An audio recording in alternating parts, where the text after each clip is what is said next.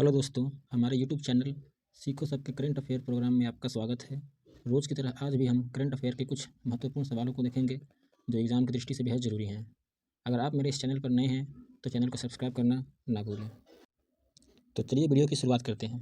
हमारा आज का सवाल है, कर्मन लाइन किससे संबंधित है? ऑप्शन ए है समुद्र की गहराई से, ऑप्शन बी अंतरिक्ष की सीमा से, ऑप्शन सी पर्वतों की हिम रेखा से, ऑप्शन डी मरुस्थलीय सीमा से। तो दोस्तों इस सवाल का सही जवाब है अंतरिक्ष की सीमा से। तो आइए इसका व्याख्या देखते हैं। हाल ही में ब्रिटिश व्यापारी रिचर्ड ब्रैनसन ने अंतरिक्ष की सैर की है, जिसे अंतरिक्ष पर्यटन की आधिकारिक शुरुआत मानी जा रही है। हालांकि जिस ऊंचाई तक ब्रैनसन ने यात्रा की है उसका अंतरिक्ष मानने को लेकर विशेषज्ञों में संदेह है। अंतरिक्ष की सबसे व्यापक रूप से स्वीकृत सीमा को कर्मन लाइन कहते हैं और जो औसत समुद्र तल से 100 किलोमीटर की ऊंचाई पर है। हालांकि अमेरिका कट ऑफ के रूप में 80 किलोमीटर का उपयोग करता है। तो आइए समझते हैं कि ये कर्मन लाइन है क्या। देखिए, जैसे कि हर देश की अपनी एक राजनीतिक सीमा होती है। मान लीजिए ये भारत है और ये भारत की राजनीतिक सीमा है। तो ये भारत की राजनीतिक सीमा है और हमें ये भी पता है कि राजनीतिक सीमा अलग होती है और समुद्री सीमा भी अलग होती है। तो भारत की कुछ समुद्री भी सीमा होती है जो तट से कुछ दूरी तक उसकी समुद्री सीमा होती है। तो ये समुद्री सीमा हो गई और ये राजनीतिक सीमा हो गई। इसीलिए अब स्पेस में भी एक सीमा होती है। स्पेस में एक सीमा होती है कि उस सीमा के अंदर कोई दूसरे देश के लोग किसी भी तरह की गतिविधि नहीं कर पाएंगे। तो जो अंतरिक्ष सीमा है हर देश की 100 किलोमीटर है। समुद्र तल से 100 किलोमीटर की एक रेखा है जिसे माना गया है कि वह वैसी रेखा है जिसके अंतर्गत किसी देश की सीमा के अंदर आएगा। अगर 100 किलोमीटर के अंदर में है तो वो उस देश का होगा जिस देश के ऊपर ये स्पेस है।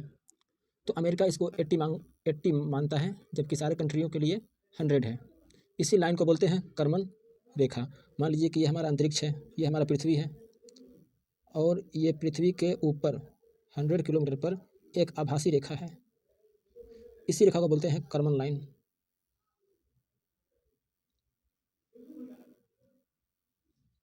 जिसकी जो हाइट है वो 100 किलोमीटर है।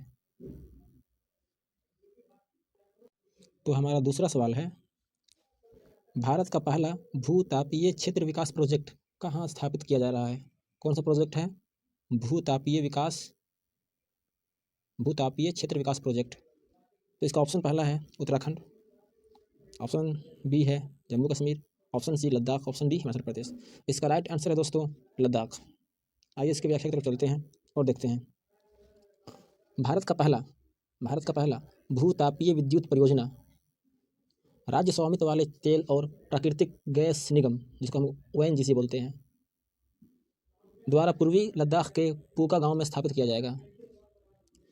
भूतापीय क्षेत्र विकास परियोजना के रूप में जाने वाली भूतापीय क्षेत्र विकास परियोजना के रूप में जाने वाली परियोजना को 3 चरणों में लागू किया जाएगा और इसे वर्ष 2022 के अंत तक चालू करने की योजना है।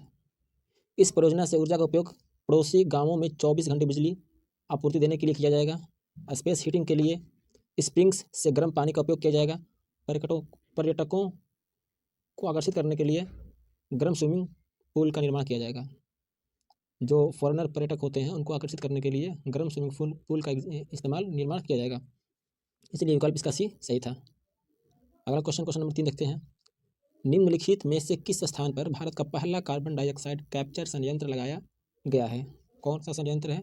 तो भारत का पहला कार्बन डाइऑक्साइड कैप्चर संयंत्र।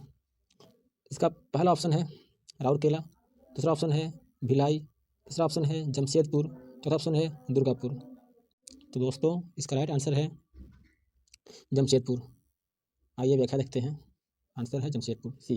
आइए व्याख्या देखते हैं कि टाटा स्टील ने जमशेदपुर वर्क्स में भारत का पहला कार्बन कैप्चर प्लांट चालू किया है, जो ब्लास्ट फर्नेस गैस से सीधे कार्बन डाइऑक्साइड निकालता है। इस उपलब्धि के साथ टाटा स्टील ऐसी कार्बन कैप्चर तकनीक अपनाने वाली देश की पहले स्टील कंपनी बन गई है।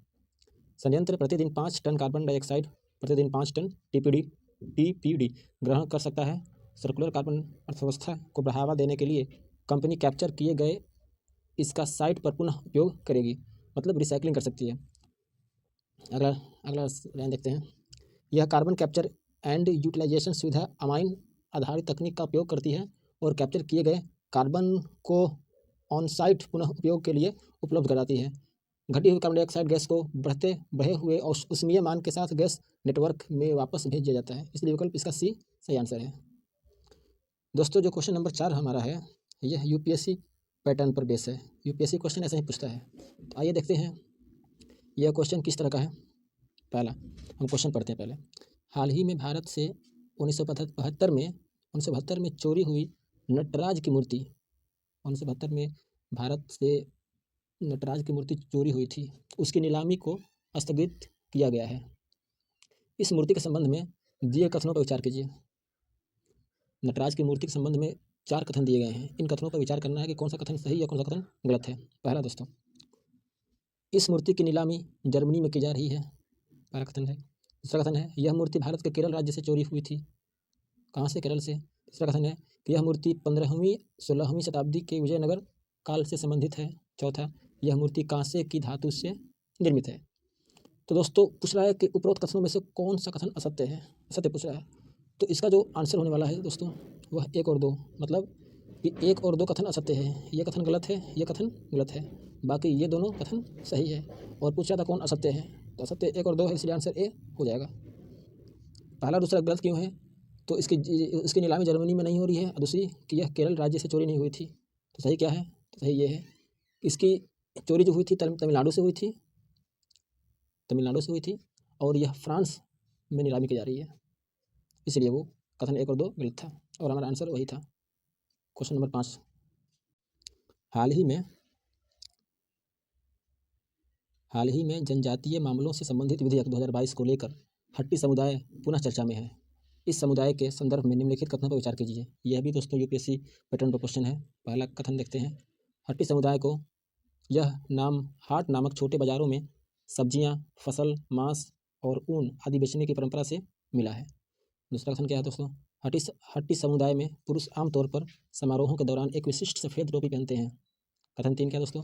यह समुदाय पिंडर और मंदाकिनी नामक 2 नदियों द्वारा विभाजित होता है। और चौथा कथन दोस्तों, हट्टी एक घनिष्ठ समुदाय है। इसमें दोस्तों वही पूछ रहा है कि कौन सा कथन असत्य है। तो इसमें पूछ रहा है कथन, कौन सा कथन असत्य है? असत्य पूछ रहा है दोस्तों।